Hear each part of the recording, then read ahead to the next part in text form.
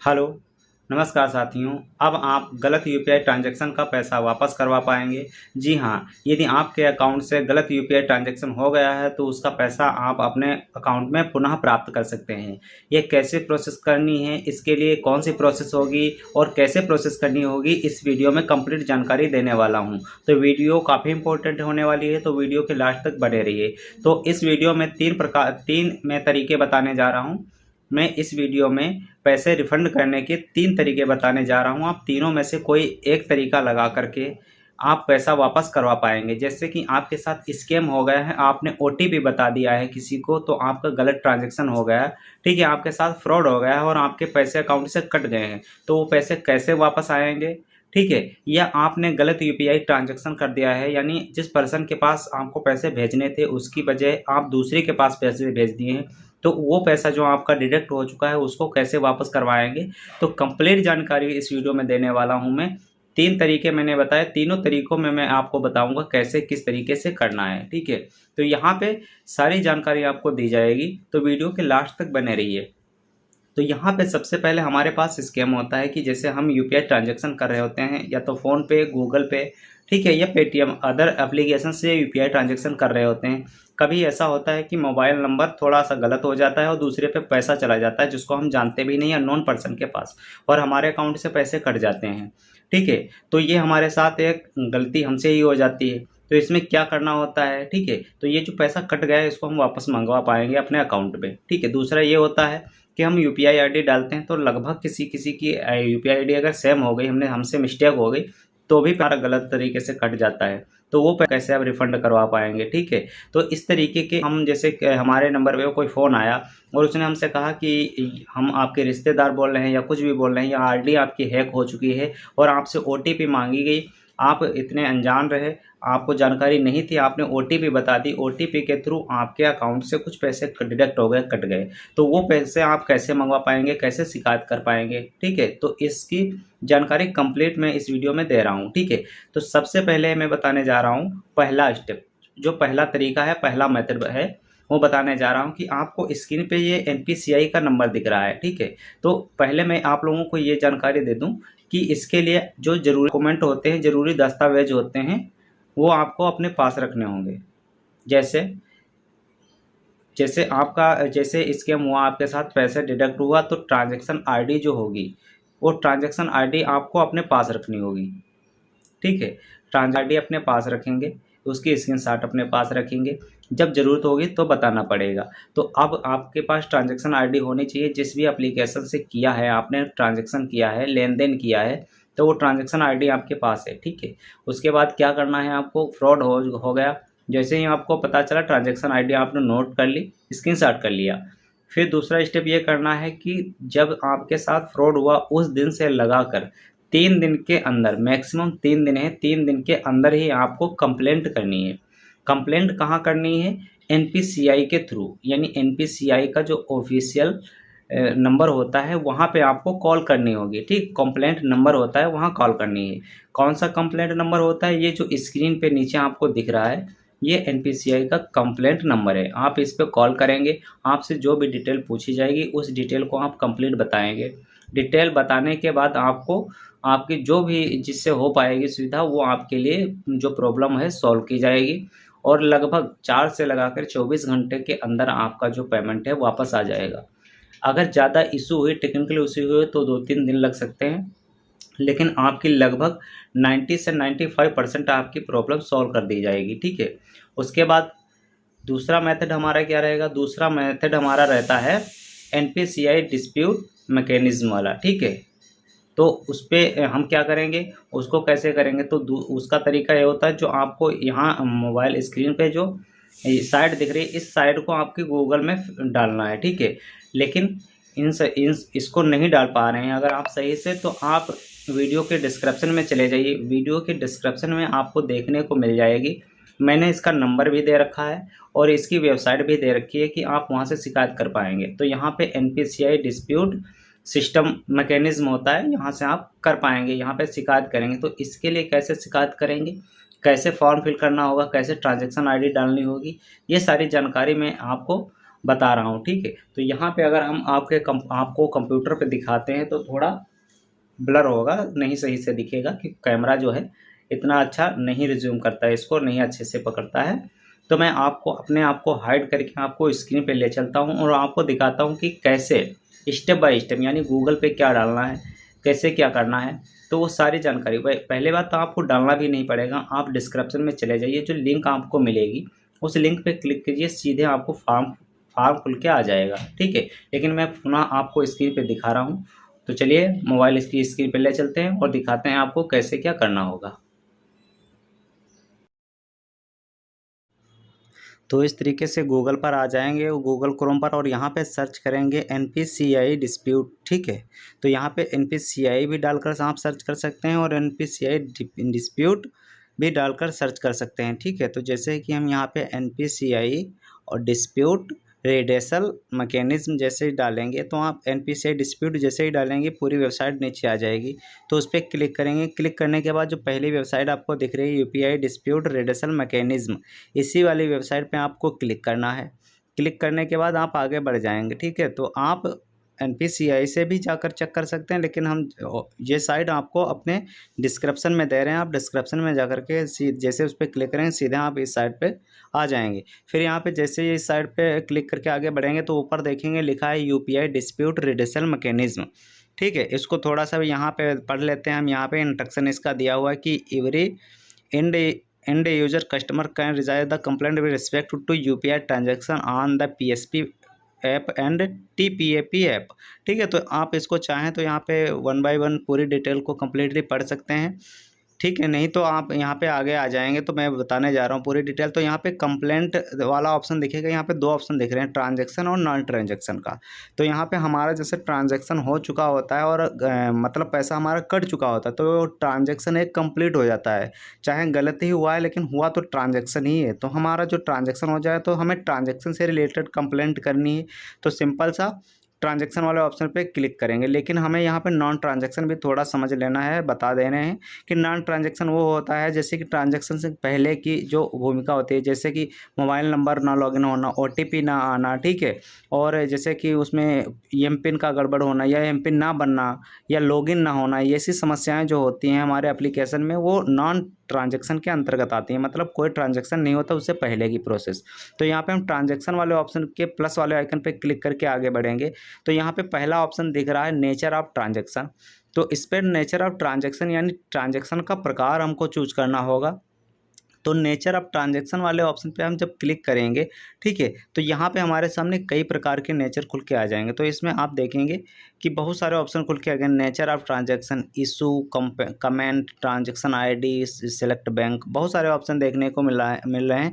आपको ये form completely अच्छे ढंग से फिल करना होगा। तो यहाँ पे सबसे पहले हम नेचर ऑफ ट्रांजैक्शन में पर्सन टू पर्सन सेलेक्ट कर लेंगे, ठीक है, क्योंकि यहाँ पे पर्सन टू मर्चेंट भी होता है, आप पर्सन टू पर्सन भी सिलेक्ट कर सकते हैं, पर्सन टू मर्चेंट भी सिलेक्ट कर सकते हैं। लेकिन मोस्टली पर्सन टू पर्सन ही ट्रांजैक्शन हमारे गलत होते हैं, क्योंकि गलत UPI से किसी पर्सन के लिए ही गलत हो जाता है।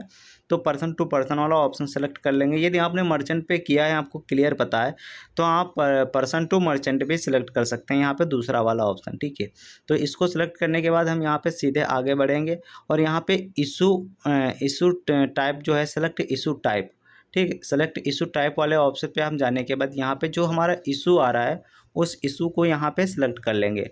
इशू को सिलेक्ट करने का मतलब यहाँ पे जो इशू आ रहा है उसको सिलेक्ट करेंगे यहाँ पे, ठीक है।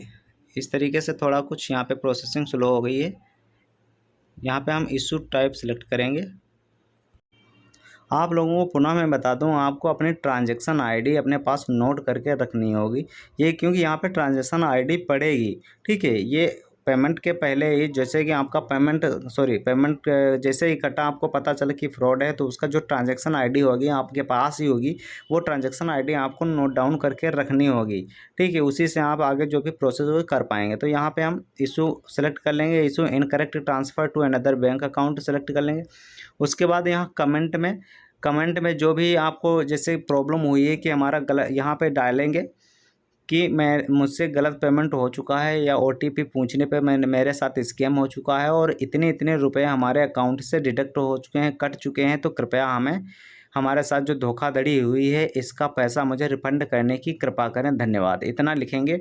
उसके बाद यहाँ पे आगे देखेंगे ट्रांजैक्शन आईडी का ऑप्शन आ रहा है, तो ट्रांजैक्शन आईडी को आप सेलेक्ट कर लेंगे। यहाँ पे 12 डिजिट की जो ट्रांजैक्शन आईडी हमको मिलती है उसको यहाँ पे सिलेक्ट कर लेंगे। यहाँ पे फिल कर लेंगे सारे अंक।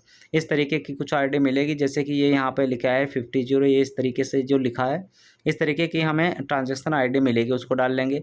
फिर यहाँ पे हम बैंक का नाम सेलेक्ट करें, जो भी हमारी बैंक जुड़ी होगी, जिस भी बैंक से हमने पैसे कटाए होंगे वो यहाँ पे बैंक को सिलेक्ट कर लेंगे। ठीक है, तो यहाँ पे कोई भी बैंक इस तरीके से सिलेक्ट कर लेंगे। उसके बाद यहाँ पे रुपए और पैसे में अपना जो है पेमेंट जितना कटा है उतना डाल लेंगे। जैसे 8,520 रुपये अगर कटा है तो इतना डाल लेंगे, और पैसे में भी कुछ अकाउंट कटा है तो 50 पैसे डाल लेंगे, यानी 8,520 रुपये 50 पैसे कटा है तो पूरा डिटेल डाल लेंगे।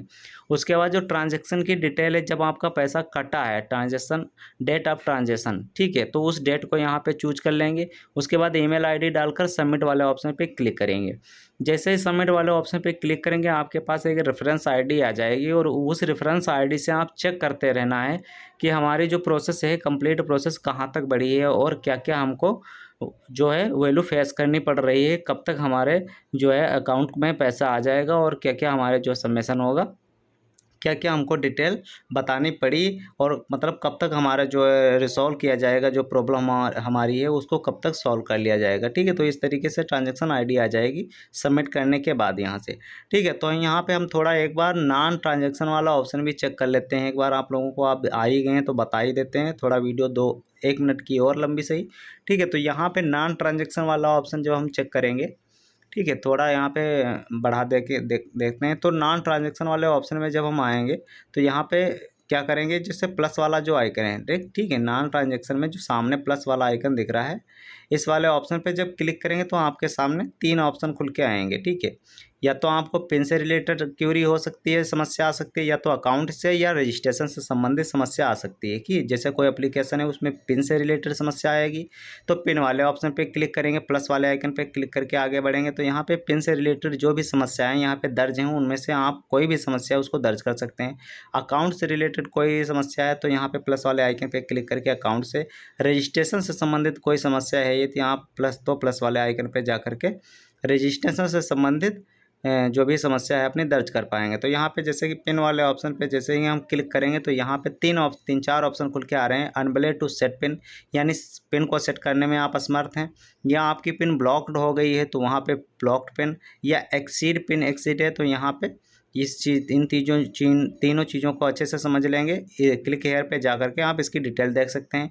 फिर अकाउंट से रिलेटेड यदि कोई इशू आ रहा है आपको तो यहाँ पे अकाउंट से रिलेटेड 3 इशू हैं। अनएबल टू डी रजिस्टर, यानी दोबारा आप रजिस्टर करना चाह रहे हैं तो रजिस्टर नहीं हो पा रहे हैं, या अनएबल टू लिंक अकाउंट, या अकाउंट को लिंक नहीं कर पा रहे हैं, असमर्थ हैं, या अनएबल टू चेंज या रिमूव अकाउंट, या अपने अकाउंट को चेंज या हटाना चाहते तो, या चेंज नहीं कर पा रहे हैं, हटा नहीं पा रहे हैं तो उसकी भी यहाँ पे कंप्लेंट कर सकते हैं। यहाँ पे क्लिक हेयर पे जाके पूरी डिटेल को यहाँ पे पढ़ लेंगे।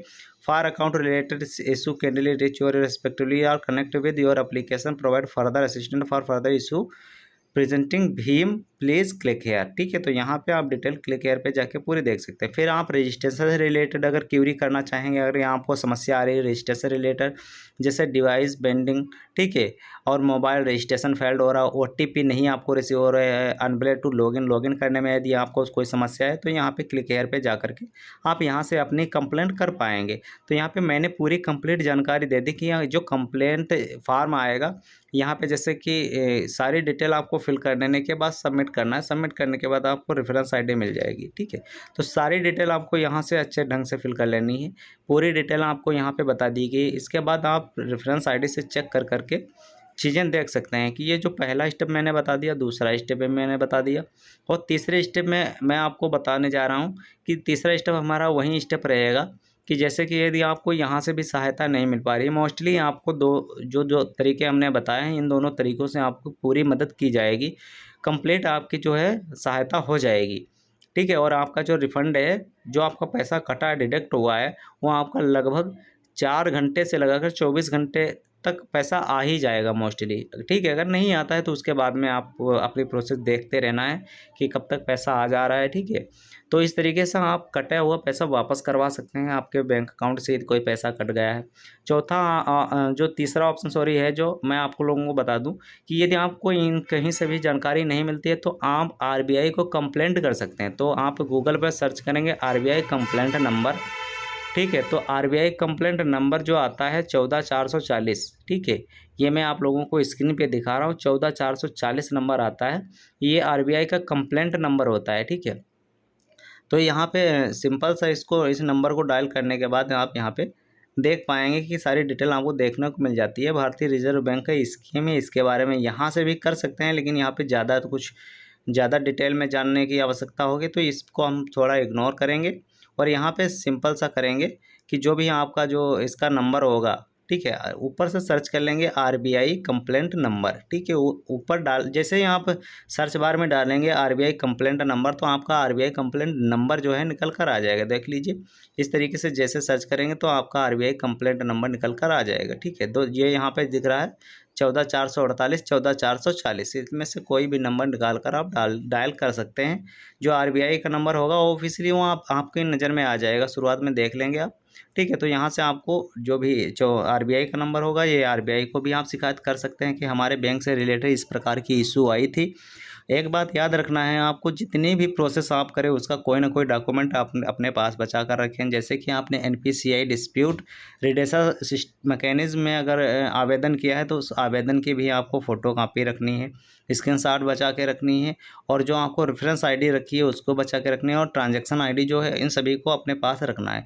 क्योंकि इन फ्यूचर आपको अगर आवश्यकता पड़ती है, आपसे कोई इंक्वायरी की जाती है कि आपने जो सिस्टम में इस प्रकार की जो कंप्लेंट डाली थी उस कंप्लेंट कहाँ तक सही है, तो आप अपना जो है आईडी प्रूफ के तौर पे इन सारी चीज़ों को दिखा सकते हैं कि हाँ, हमने इस प्रकार की जो रिक्वेस्ट डाली थी, कंप्लेंट की थी, वो वास्तव में लीगल है, सही है, और हमारे साथ ऐसा फ्रॉड हुआ है, ठीक, स्कैम हुआ है, तो इस तरीके से हमने जो रिक्वेस्ट डाली थी, ठीक है। तो जानकारी कैसी लगी कमेंट में ज़रूर बताएं।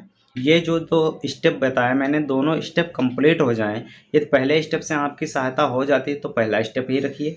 दूसरे स्टेप में यदि आपकी पहले स्टेप में सहायता नहीं हो पा रही है, आपकी प्रॉब्लम सॉल्व नहीं हो पा रही, तो दूसरा स्टेप अपना लीजिए, यानी दूसरा जो मेथड है उस तरीके को अपनाइए। दूसरे मेथड से भी नहीं होता है तब जाके आप तीसरा मेथड लगाएंगे। तीसरा मेथड क्या होगा? तीसरा तरीका हमारा होगा आरबीआई से हेल्पलाइन नंबर, यानी आरबीआई का जो हेल्पलाइन नंबर है उसको आपको डायल करना है। क्या हेल्पलाइन नंबर है? 14440, या जो स्क्रीन पे आपको दिख रहा है आरबीआई हेल्पलाइन नंबर। तो आरबीआई हेल्पलाइन नंबर पे आप क्लिक करेंगे, इस नंबर को डायल करेंगे, अपनी समस्या बताएंगे, बैंक डिटेल, जो भी रेफरेंस आईडी, ट्रांजैक्शन आईडी होगी, वो सारी डिटेल आप बताएंगे और उसमें अपनी प्रॉब्लम बताएंगे कि हमारे साथ इस तरीके से स्कैम हुआ या हमसे इस प्रकार की गलती हुई है, तो हम इसको कैसे सॉल्व करेंगे या कैसे सॉल्व करना है, ये सारी डिटेल आप अपनी वीडियो में बताएंगे। और उसके बाद आपको जो भी वहाँ से फीडबैक होगा, जितनी भी प्रॉब्लम होगी सॉल्व करने वाली, आपको सॉल्व कर दी जाएगी, ठीक है। मोस्टली आपके पहला जो हमने तरीका बताया, पहले तरीके में ही आपकी प्रॉब्लम सॉल्व कर दी जाएगी, दूसरे तरीके से तो नहीं बचेगा, क्योंकि दूसरा तरीका जैसे ही आप लगाएंगे उसमें तो आपकी प्रॉब्लम 4 से लगाकर 24 घंटे तक कंप्लीट हो जाती है, ठीक है, हो जाएगी कंप्लीट। ज़्यादा टेक्निकल इशू हुआ या ज़्यादा सोर्स कम हुए वहाँ पे, ठीक है, तो जैसे ऑपरेटर्स वगैरह के, तो आपको टाइम लग सकता है 1-2 दिन का, लेकिन आपको कंप्लीट वहाँ पे प्रॉब्लम सॉल्व हो जाएगी, ठीक है। फिर भी नहीं अगर होती है तो आप आरबीआई से अपनी शिकायत कर सकते हैं, ठीक है। तो इसके लिए जो नंबर आपको नीचे दिखाया गया है उस नंबर पे जाकर डायल कर सकते हैं और वहाँ से आप अपनी शिकायत कर पाएंगे, ठीक है। तो इस तरीके से तीनों तरीके लगाकर हम अपनी जो है प्रॉब्लम को सॉल्व करवा पाएंगे। यदि हमारा गलत यूपीआई ट्रांजैक्शन हो चुका है, पैसे हमारे अकाउंट से कट गए हैं, ओटीपी आपने बताया, या आपने यूपीआई ट्रांजैक्शन गलत डाला है, या आपने मोबाइल नंबर गलत डाल के पैसे कटे हैं आपके, ठीक है। तो इस तरीके की जानकारी के लिए हमारे चैनल को सब्सक्राइब कर लीजिए, क्योंकि इसी प्रकार की मैं वीडियो बनाता रहता हूं आप लोगों की हेल्पफुल के लिए, आपकी हेल्प करने के लिए मैं इस प्रकार की वीडियो बनाता रहता हूं। तो चैनल को सब्सक्राइब कर लीजिए। वीडियो अच्छी लगी तो वीडियो को लाइक कीजिए और उन दोस्तों के साथ शेयर कीजिए जिनको थोड़ी सी भी जानकारी नहीं है और अपना इस चक्कर में गलत जो है इधर उधर भटकते रहते हैं और उनका कोई फ़ायदा नहीं होता है, ठीक है। तो उन दोस्तों के साथ शेयर कीजिए। तो मिलते हैं नेक्स्ट वीडियो में, तब तक के लिए जय हिंद दोस्तों।